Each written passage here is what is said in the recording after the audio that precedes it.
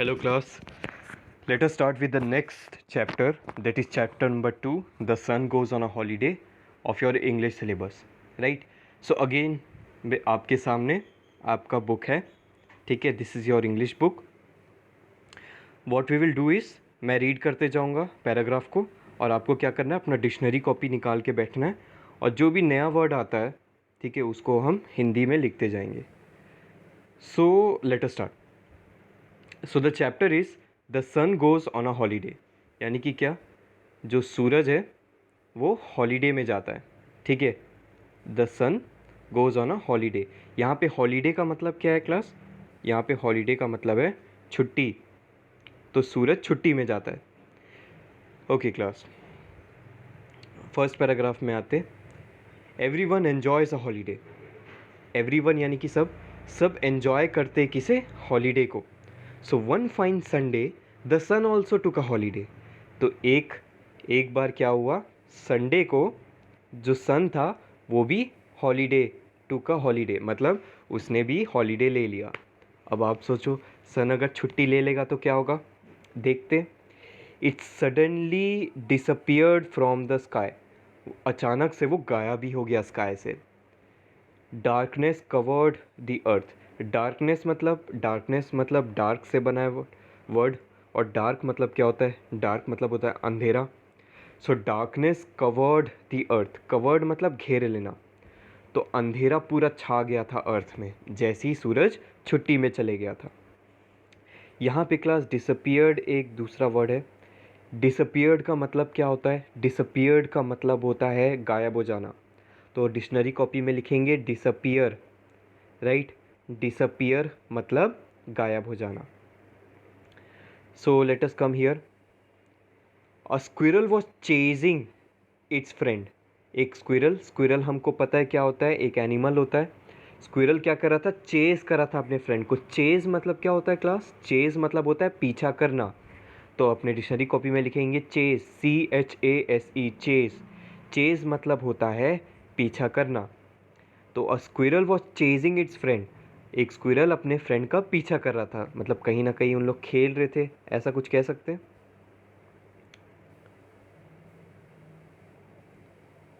It stopped and wondered at the darkness. Wonder मतलब होता है, यहाँ पे वंडर मतलब होता है सोचना, ठीक है.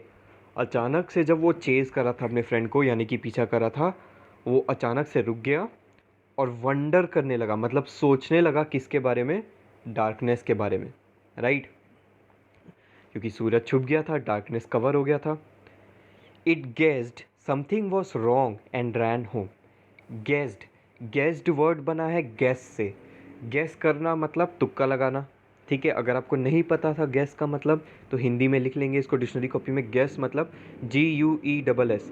गैस मतलब होता है तुक्का लगाना. Right. It guess something was wrong.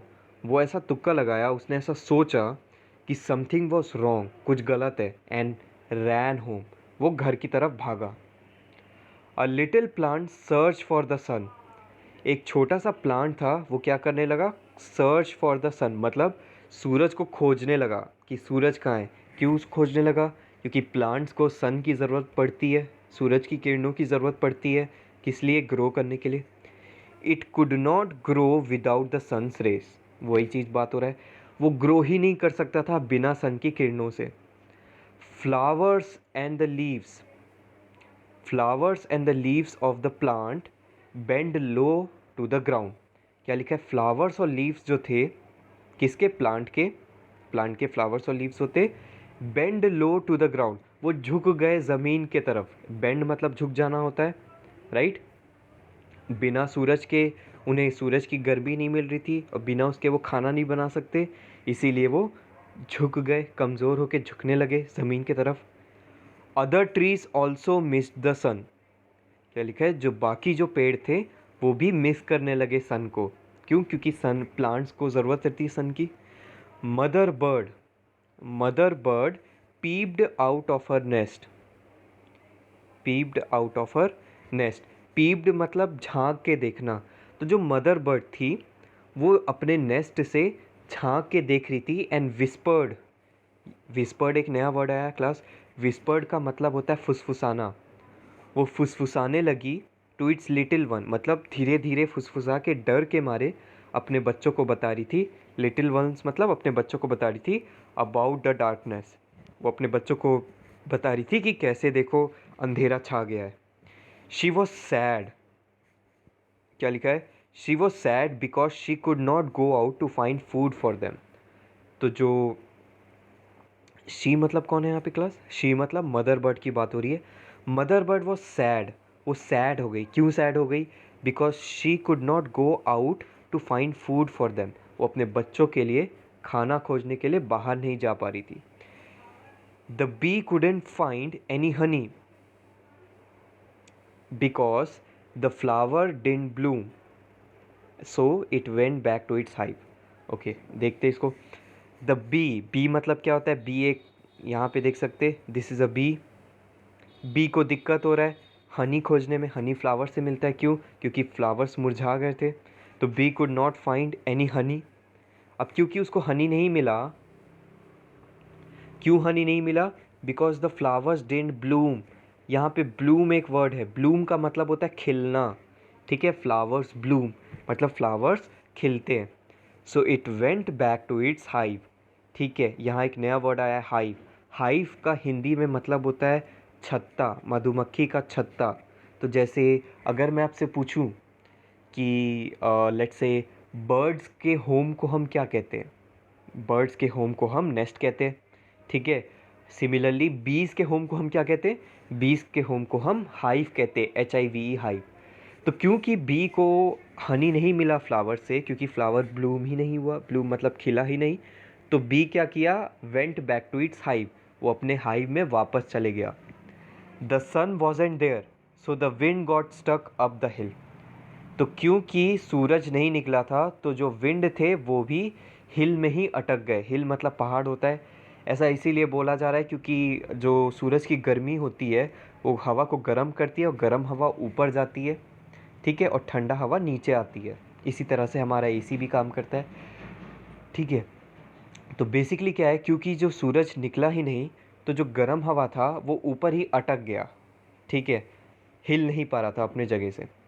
Next paragraph में आते हैं। Man women children stopped working. Okay just second. Man women, man मतलब आदमी, वुमेन मतलब औरत, एंड चिल्ड्रन मतलब बच्चे, स्टॉप्ड वर्किंग काम करना बंद कर दिए। They opened their window and said, वो अपना विंडो खोले घर का और बोले, what happened to the sun. Class एक इंपॉर्टेंट चीज़ नोट करेंगे, जब कोई कुछ बोलता है तब हम जनरली उसको डबल इन्वर्टेड कॉमा में लिखते हैं। यहाँ पे आप देख सकते हैं इसे कहते हैं डबल इन्वर्टेड कॉमा, यानी कि यहाँ से किसी ने बोलना चालू किया और यहाँ से किसी ने बोलना बंद किया। तो ये ऑथर नहीं कह रहा है, ये कहीं ना कहीं कौन कह रहा है, दे ओपन द विंडोज। यहाँ पे दे का मतलब कौन है क्लास, दे का मतलब कौन है, मैन वुमेन एंड चिल्ड्रन। ये क्या किए, विंडो खोले और कहते हैं what happen to the sun, sun को क्या हो गया। It was very quiet everywhere and the warmth of the sun was missing too. हर जगह सन्नाटा था क्योंकि सब हैरान थे सन कहाँ गया। एंड द वार्मथ, ठीक है, यहाँ पे देखिए वार्मथ किससे बना है, वार्म से बना है, वार्म यानी कि गर्मी, ठीक है। तो गर्मी, सन की जो गर्मी थी वो मिस हो रही थी, मिस हो रही थी मतलब नहीं थी। क्यों नहीं थी, क्योंकि सन ही गायब हो गया था, जाहिर सी बात है। All of them prayed for the sun to rise, सभी प्रे करने लगे, प्रे मतलब विश मांगने लगे कि काश सन वापस आ जाए। आखिरी पैराग्राफ में आते class. The sun look down from its एडोब। यहाँ पे देखिए एक नया वर्ड आया है एडोब। एडोब मतलब भी होता है home, HOME, very sorry class, here it is. Adobe मतलब भी होता है होम, HOME, राइट। तो अगर मैं कहता हूँ I am going back to my एडोब, यानी कि मैं अपने घर वापस जा रहा हूँ, क्योंकि एडोब मतलब होम ही होता है, राइट। तो sun look down from its एडोब, सन अपने एडोब से नीचे देखता है, यानी कि अपने घर से नीचे देखता है। सन का एडोब क्या होगा क्लास, सन का घर क्या होगा, स्काई होगा, जाहिर सी बात है स्काई में ही रहता है।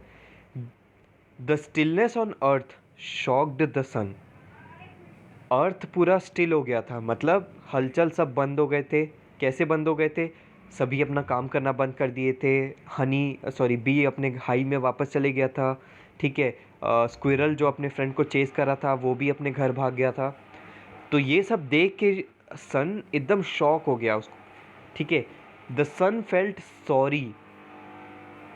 यहाँ पे एक वर्ड लिखा है सॉरी। सॉरी हम बोलते हैं जब हम कुछ गलत करते हैं और माफ़ी मांगते हैं, लेकिन सॉरी का एक और मतलब होता है क्लास। सॉरी मतलब बुरा लगा। तो यहाँ the sun felt sorry, sun को बुरा लगा। जैसे कोई कहता है कि let's say I have got bad marks in maths, मुझे मैथ्स में कम नंबर आए, तो मैं क्या कहूँगा? I am sorry for that, मतलब मुझे दुख लगा सुन के। ठीक है, ऐसा तो नहीं है कि मुझे माफ़ कर दे तुम्हारा कम नंबर आया, भाई तुम्हारा कम नंबर आया तो मैं क्यों माफ़ी मांगूँ। ठीक है, तो यहाँ पे सॉरी का मतलब क्या है? सॉरी का मतलब एक और होता है बेसिकली कि बुरा लगना, right. The sun felt sorry, sun को बुरा लगा। The earth seem lifeless. Seemed मतलब लगना होता है, हिंदी में लिख लेंगे इसको SEEM। सीम मतलब होता है लगना। तो अर्थ लग रहा था पूरा लाइफलेस। लाइफलेस मतलब लाइफ मतलब जीवन और लेस मतलब कमी, तो जीवन की कमी जैसा लग रहा था अर्थ में बिना सन के। This made the sun very sad. तो सन को बहुत ज़्यादा दुख लगा कि उसके वजह से पूरा अर्थ रुक गया है। So he decided to stop his holiday and start shining again.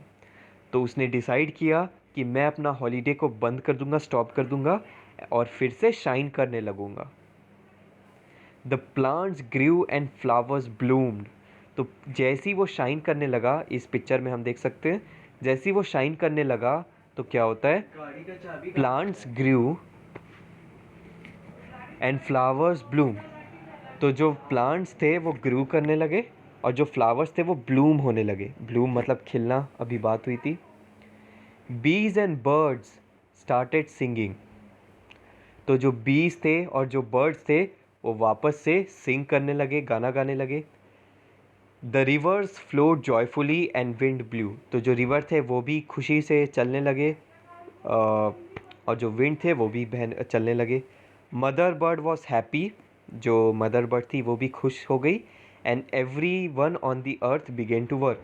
और बाकी जितने भी लोग थे वो सभी अपना काम करना चालू कर दिए।